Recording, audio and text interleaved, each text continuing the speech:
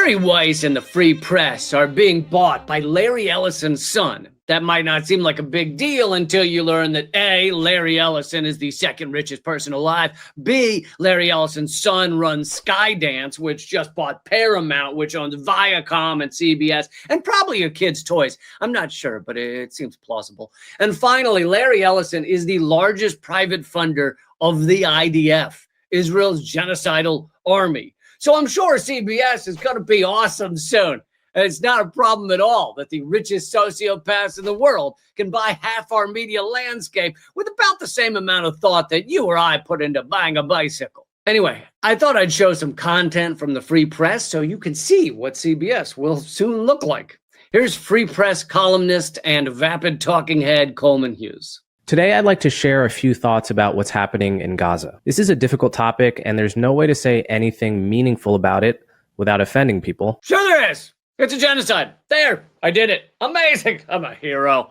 I mean, I might have offended some pro-genocide lunatics out there, but since when does offending psychos matter?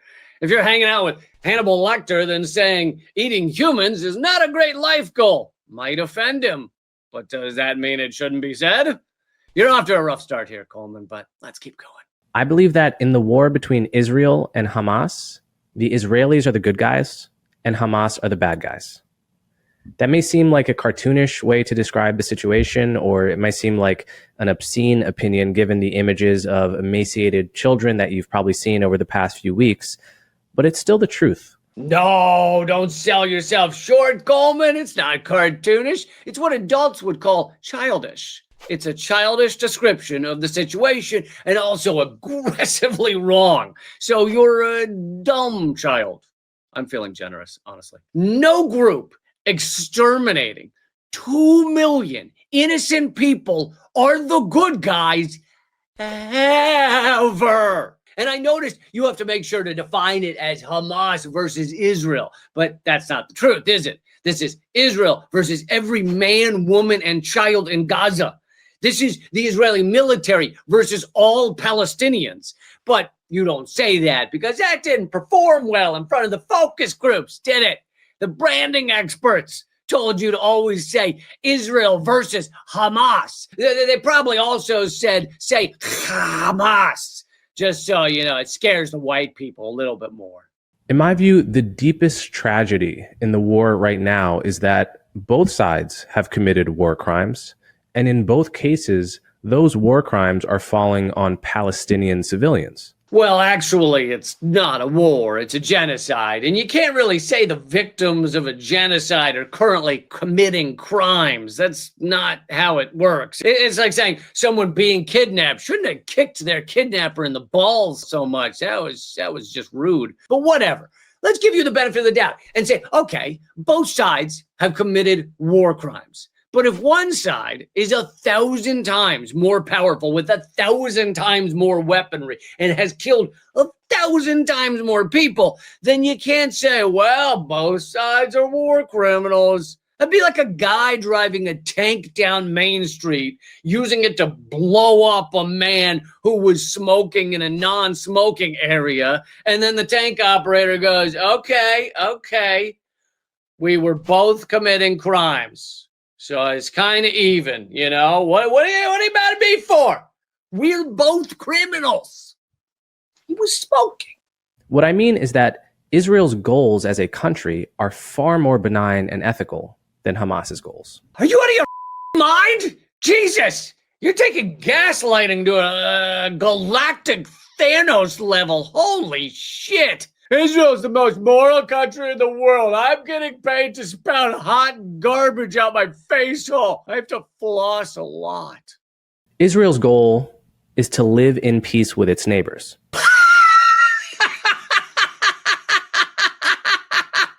Yeah. Just like Hitler's goal was to live in peace with his neighbors. And the early American settlers' goal was to live in peace with the Native Americans. It just so happens that to get to that living in peace with your neighbors, you have to genocide them. You really do. It's the only way. But after that, peas in a pod we are. By and large, Israelis don't want to conquer Gaza. In fact, they left Gaza voluntarily in 2005. Yeah, they left Gaza. I mean, they still had them imprisoned, had control of their water, their food, their medical supplies, their ability to come and go. But yeah, Israel left them alone. It would be like prison guards leaving everyone inside a prison alone to have their freedom.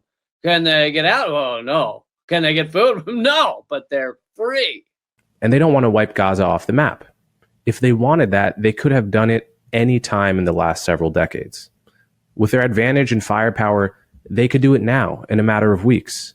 And you should ask yourself why they don't. Have you seen photos of Gaza, you child? They have wiped it off the map. And days before October 7th, Netanyahu stood in front of the UN with a map of the Middle East that had, wait for it, Gaza and the West Bank wiped off the map.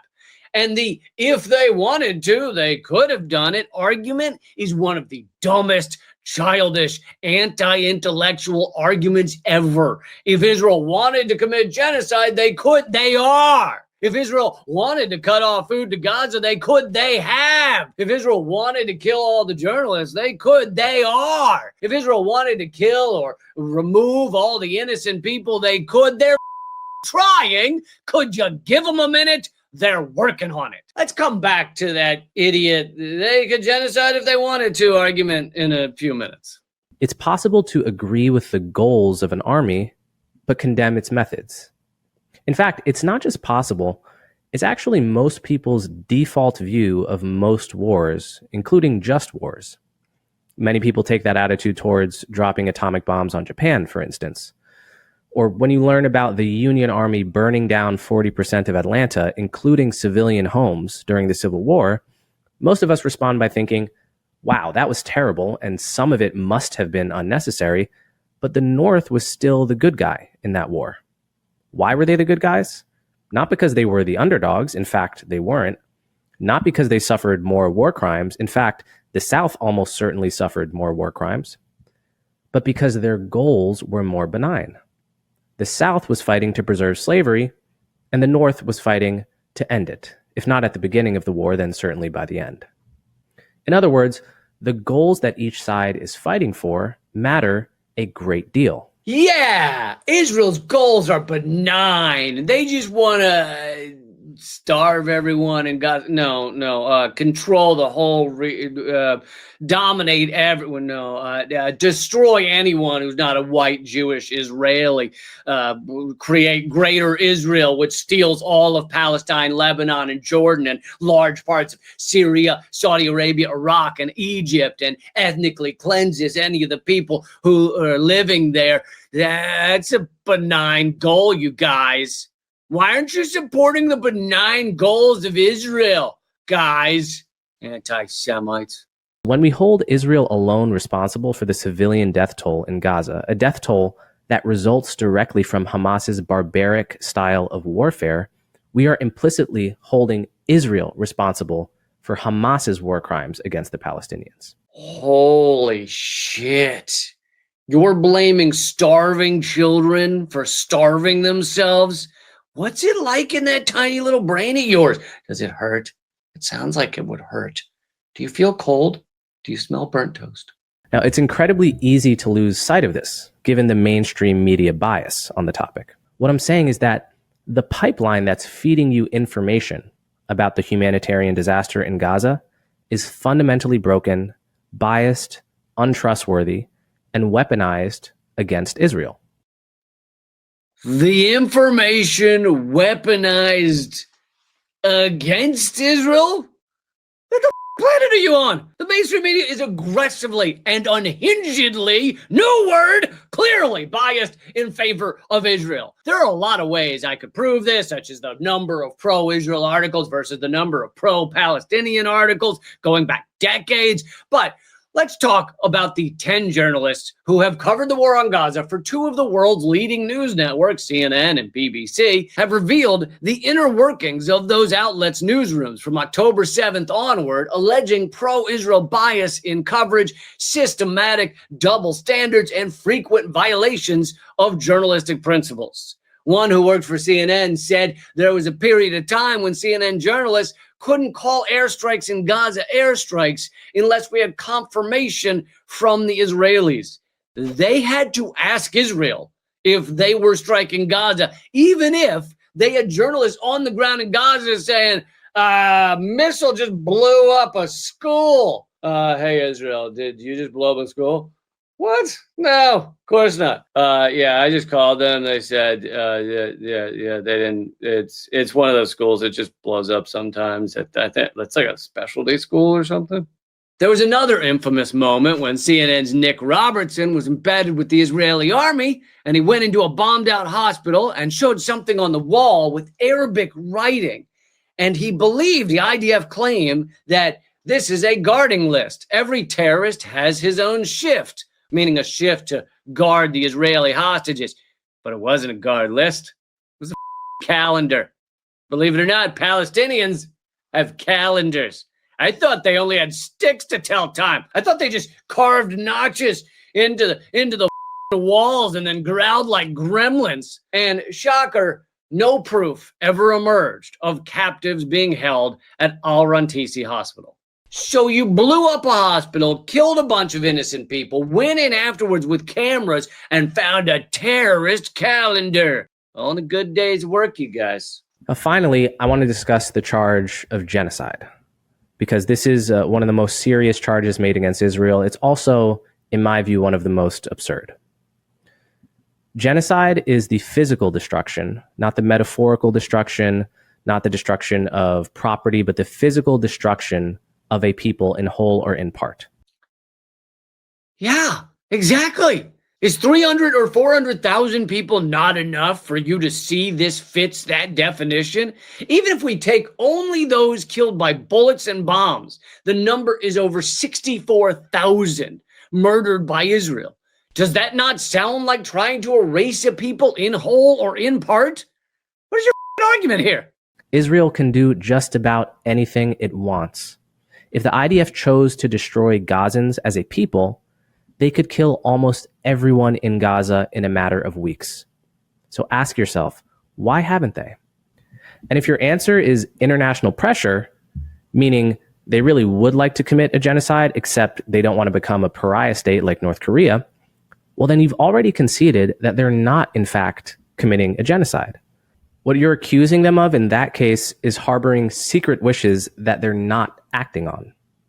So we can have that conversation, but that's separate from an accusation of genocide.